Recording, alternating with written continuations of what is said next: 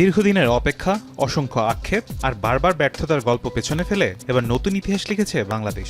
বিশ্ব ক্রিকেটের অন্যতম পরাশক্তি অস্ট্রেলিয়ার বিপক্ষে দুর্দান্ত পারফরম্যান্সে সিরিজ জয় নিশ্চিত করেছে টাইগাররা। তৃতীয় ওয়ানডেতে হারলেও ব্যাট বলের দাপট দেখিয়ে ক্যাঙ্গারুদের হারিয়ে দেশের ক্রিকেটে যোগ হয়েছে গৌরবের নতুন অধ্যায়।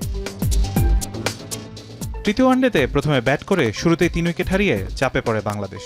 তবে তাওহিদ হৃদয় ও লিটন দাসের দুর্দান্ত জুটিতে ঘুরে দাঁড়ায় দল। হৃদয়ে 83, লিটনের অপরাজিত 58 এবং মোসাদ্দেক হোসেনের ঝড়ো 56 রানে 5 উইকেটে 274 রানের সংগ্রহ পায় স্বাগতিকরা।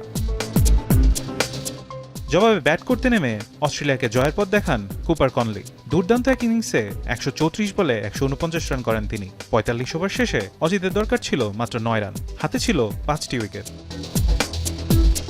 কিন্তু এরপরই শুরু হয় নাটক। বল হাতে জ্বলে ওঠেন শরীফুল ইসলাম ও মুস্তাফিজ। মাত্র 20 বলের মধ্যে 4 উইকেট হারিয়ে চাপে পড়ে অস্ট্রেলিয়া। শরীফুল একাই তুলে নেন 6 উইকেট, যা ওয়ানডে ক্যারিয়ারে তার সেরা বোলিং।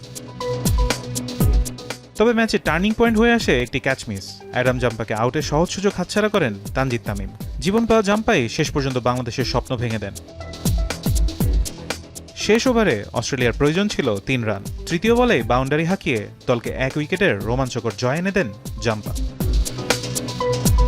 হোয়াইট ওয়াশ না হলেও সিরিজটা 2-1 ব্যবধানে নিজেদের করে নিয়েছে টিম বাংলাদেশ। অজিদের বিপক্ষে শরীফুল মুস্তাফিজের অবিশ্বাস্য লড়াই ক্রিকেট প্রেমীদের মনে গেঁথে রইবে দীর্ঘদিন। ফারহান ইহসান এখন।